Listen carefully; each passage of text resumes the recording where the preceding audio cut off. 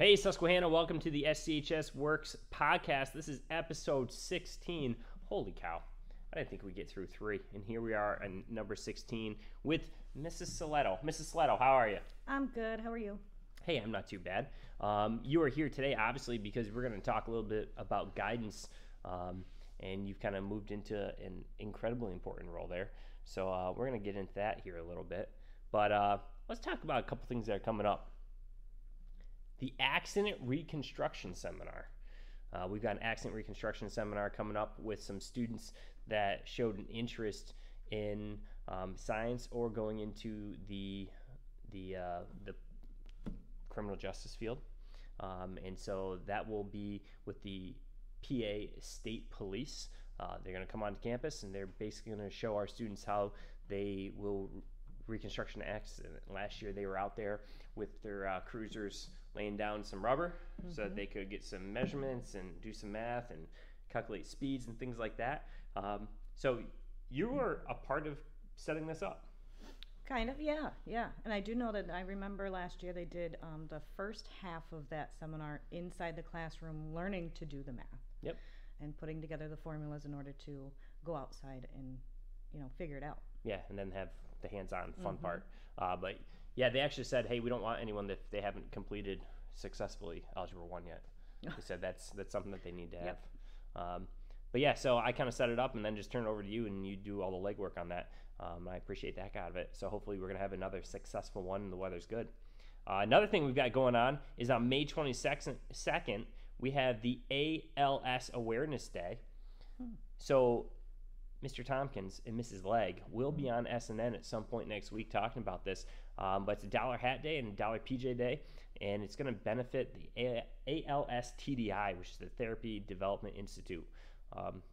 So that's something that's near and dear to this building's heart because of Mrs. Legg and her family's situation. So stay tuned for more of that. Mrs. Sellitto, do you just feel like the last 2 weeks have been absolutely crazy? Yes. And part of that is Keystones. Yep, lots of testing. Yeah, we are, I would say, 2/3 of the way through Keystones. The Algebra Keystone has been given. The Lit Keystone has been given. We just have Biology coming up. And then we should be good. But also, the chorus and band concert is coming up on May 23rd at 7 o'clock. So I know that Mr. Woke and his crew, they've been working hard on that. They've requested a couple extra practice slots that we're going to go ahead and give them. But holy cow, the last few weeks have just been flying. And part of that is because of the career day. So that's what we're really here to talk about today. And that's why you're the individual in the hot seat. Because career day, really, we always say, hey, it's a function of guidance. Guidance puts on the career day. And I know that, Mrs. Miles and Mrs. Stone, they help out quite a bit. But really, it's your thing, though.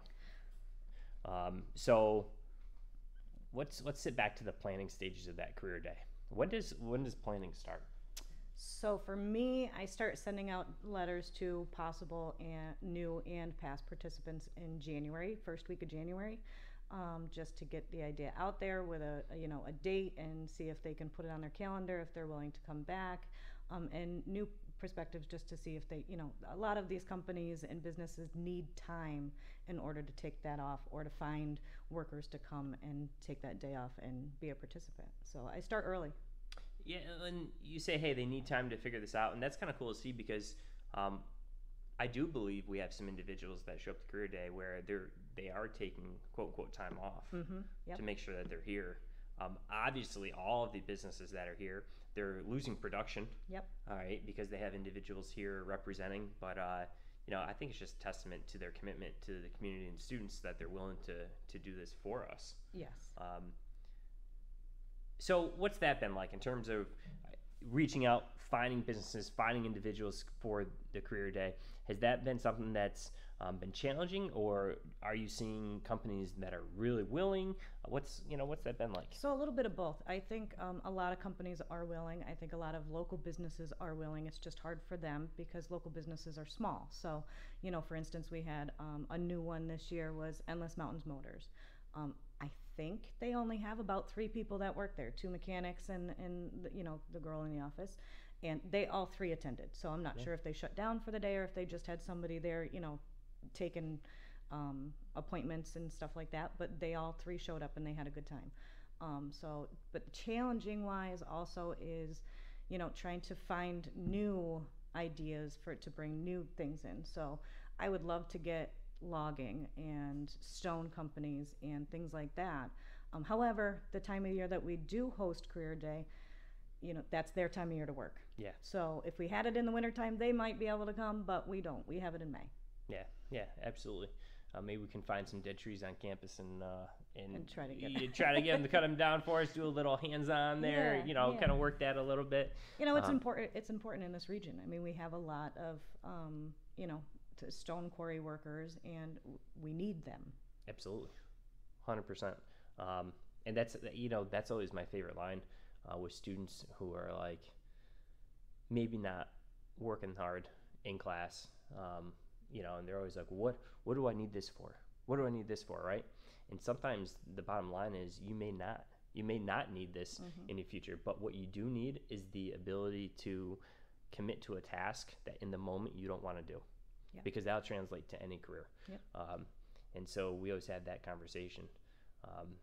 But yeah, I did notice, Endless Mountains Motors being here, and I had the same exact thought. I'm like, holy cow, I can't believe, number one, that all three came to represent, and I was thinking, man, I wonder if they just close your shop down, but I just love to see that. That's cool. Yeah, the kids loved it too. There were a lot of kids that stopped by their table.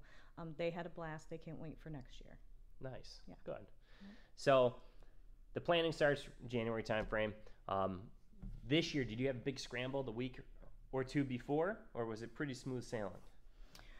A little of both. So it's pretty smooth sailing because I do start early, and I like to just work through the month. So any new, companies that show an interest, I kind of get them onto the seating chart and make sure they have a table and make sure they have all the information for that day. But the week before is a little chaotic, but this year was especially so because we had so much going on that week. Yeah. My apologies for that. Yeah, it's the end of the year is crazy. It is crazy. And we just start throwing things where it fits. So obviously the day that Career Day starts, you have businesses that are rolling in here in the morning, and then we cycle through our student body and the sixth graders, because sixth graders come over. Yep. So, what does that look like for a student's experience? Whether they be in 7th grade or 8th grade or 9th grade, what do they get to do? How do you organize that for the Career Day? So this year, usually we give, every grade has an assignment. Every student has an assignment.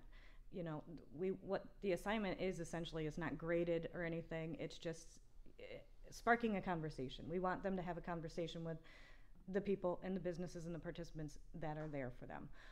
Not everybody does. Not every student is comfortable talking to a stranger or talking to an adult or, asking how much do you make? What do I need to, in order to get your job? So we create questions that they can kind of do themselves. They can ask and not be scared to ask and not come up with their own questions. This year we did a little different. We did kind of a scavenger hunt. So each career table had either a general questionnaire, and we provided the answers for that to the participants, or they had something specific to them. So Endless Mountains Motors, we had automotive questions, fun questions though. So, and things that they probably wouldn't know either. Not everything was pertaining to their exact job or what they do. But it was it got the kids really loved it this year. And actually we got a lot of good feedback on the questions for the participants. Good. So it was a fresh change, so to speak. Yep. Go from there. And so typically there's 2 grades at a time in the career fair. Is that correct? Yep. So, the seniors get matched up with the 7th graders. Yep. And they roll through there. That's just a unique mix, right? It is a unique mix because the 7th graders don't quite know what they want to do with their life yet. And the seniors think they already know what they want to do with life, so putting those 2 grades together is interesting. What's funny is, here I am middle-aged, and I still don't know what I do when I want to grow up. I tell everybody that. I said, I'm 40, I'm going to be 41, I still don't know what I want to be when I grow up. And so obviously we say that jokingly, yeah. But at the same time, it's just trying to give students that confidence, or that, okay, take a breath. It's okay. You don't have to have life figured out. You're going to change as you go through. But ironically enough, those seventh graders sometimes can be more engaged than the seniors. Like the seniors have this mindset of, all right, it's May, we're graduating, like peace out. Yep. But at the same time, most of them are in the back of their minds kind of know where they want to go, because they've done this career fair every single year since sixth grade. Yeah, and I think that makes them think that they don't need it their senior year. However, we told some of them, this could be where you can work after college, or this could be where you're going to get a job 3 months into the job that you might think you have and change, or these things are still important.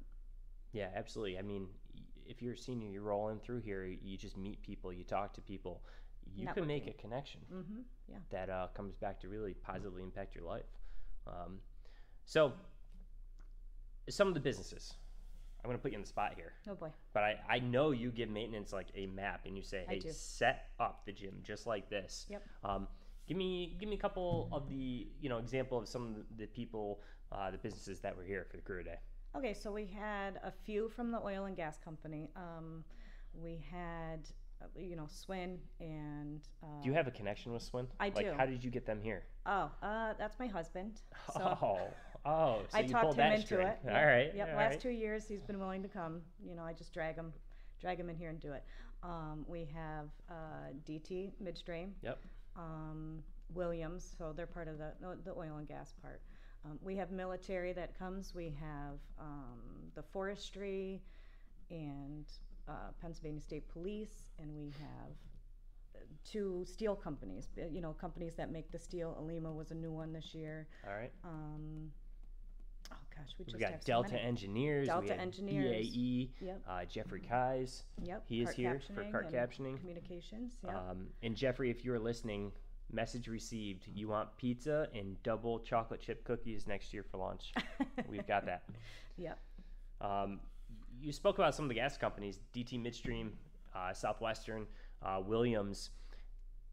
DT Midstream and Southwestern have been extremely generous to this district when it comes to financial support. I mean, just can't say enough good things about these 2 companies. We love the fact that Williams is showing up here. We love the fact that some of the people in our community show up to work there and have the jobs there. But I would love to see some financial donations from Williams as well, because that would be DT good. Midstream, Southwestern, they've been coming through year after year. So let's Challenge is now out there. Challenge is out there. Yeah. So if you work for Williams, help us out. You're a great company, but we could use a little financial backing from that group. Yes. All right. Healthcare. Healthcare was there. Yep. Healthcare is there. We have the federal prisons and the juvenile probation. We have a little bit of everything. We would love to see more. So if anybody's listening and they have another idea, get a hold of me.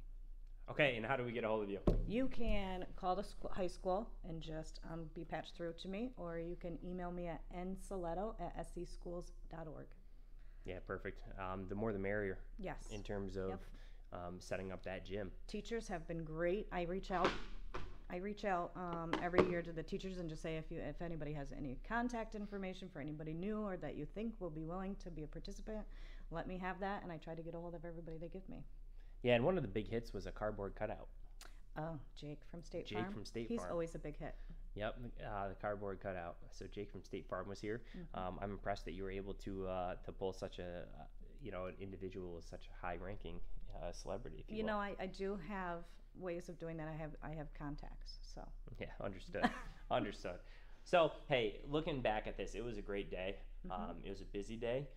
I know the aftermath is students go home with all the free stuff that they just got, whether it be little bouncy balls, sunglasses, bags, straws that make noise. Our teachers loved that. Oh, I'm sure they did. I actually stopped 3 7th graders as they were leaving the gym, walking down the hall, blowing on these straws that made a really, really high-pitched noise. And I said, hey, listen, every single dog in the area is coming this direction now, but you might want to put that away, because I guarantee that you're about to get You're in gonna trouble get the in moment you trouble. go in class. Yep. They just smiled, threw it in their book bags, and carried on. That was courtesy of the game commissioners. Oh, okay. Yes. Good to know. And they taught them how to do that. Did they? Yes. It's wonderful, Yeah. guys. Yeah, I think that was a little payback for something that might have occurred in the past. But the aftermath of it really is a gym that is, at this point empty, but it's got that feel of, hey, something good just happened. You're exhausted. There's, kind of stuff all over the place. That is the aftermath. In that aftermath, are you pumped for the next year, or are you like, whew, I need a couple days? I need a little bit, but as soon as everybody walks out and it is just me and Miss Milos and everybody just kind of staring at the empty tables and the empty gymnasium, I just kind of take a breath and just say 6 months is over in 5 hours, and we did it, and it went off without a hitch, and everybody was wonderful, and the kids were great, and I just take that day or two to just be thankful for that, and then I start thinking about next year and what I want and what can change. You hit the nail on the head. The kids were great. The kids were great. Mm-hmm. Phenomenal. Yep. And I mean, I honestly almost wish, we could, have parents see that. Yeah. And see how the individuals that they're raising interact with complete strangers, and they are respectful. Mm-hmm. They are in a situation where they have a lot of freedom, and some immature individuals could go wild. Yes. And it usually doesn't happen. It doesn't. And they're very respectful to the participants too when they're asking their questions and engaging with them. The maturity level, especially this year, has grown so much that I witnessed. They just were incredible, and they're only, we tell them to please visit 3 tables. Find 3 tables that interest you, visit them. But I witnessed more than not, they went to a lot more than 3. Some of them hit every table just to ask questions and be engaging. Yeah, and they're in there for over 40 Mm-hmm. minutes, Yep. so they've got a good time in there. But so parents, hey, kudos to you guys. We'd love for you to see this, but we also know if we line up a whole bunch of parents to watch this occur, then kids are gonna act weird. Oh, they're gonna act weird. Yep. But take our words for it. You guys are raising heck of kids, heck of human beings. So hey, let's close this out. We're at that time where everyone's kind of sick of their drive. They want to turn on some music, or maybe dinner's ready and they got to get it on the table. But we have some exciting stuff coming up for 25 of our juniors. They are going to be taking part in a Cornell College application workshop that's coming up. And here's the really cool thing. For the second or third time, we will have Scott Campbell, who is the Executive Director of Admissions and Recruitment for the College of Engineering at Cornell. Wow. So he's not sending like some quote-unquote representative. The Executive Director of Admissions for the College of Engineering at Cornell will be here giving his time, sitting down talking to these 25 individuals, saying this is how you tackle that college application, from the guy that's in charge of selecting individuals to go into that program. And Emily Staros is a huge part of that too. Obviously, she graduated here, and I love the fact that she's becoming much more of a familiar face over the last year, 2 years, back into this building, working with students. She has been a huge help. Yeah, she absolutely has been. And Emily's working, up there with Cornell. She has a heck of a role up there. She was at Career Day. She was. Yep. And so hey, again, those 25 juniors that are going to get this experience, just know that you're getting an opportunity that most students would not, especially to get that one-on-one time with the Director of Admissions. Even if you're not looking to go to Cornell, what he's going to have to say and what Emily's going to have to say will hold true for most universities. That's amazing. It really is. And we don't have to go there. He's taking time out of his day to travel down here. So it's really cool for a small school to see this occur. But again, that is the good work that is coming out of the guidance department and the Claire Williams O'Neill Foundation, the connections that they have helped us with, just all around some good stuff. And you know what? That is what I'm going to miss when I'm in the elementary school next year. Seeing opportunities like that and feeling like I have a little bit of a part in those opportunities that are just unique and different. I am excited for next year, but that's part of what I will miss. So, Mrs. Sellitto, you do a heck of a job. I don't know how you get so much done being a part-time position, but you kick butt and continue to work hard for our students. So, kudos to you, and thanks for joining us today. Thank you. We'll see you later, guys.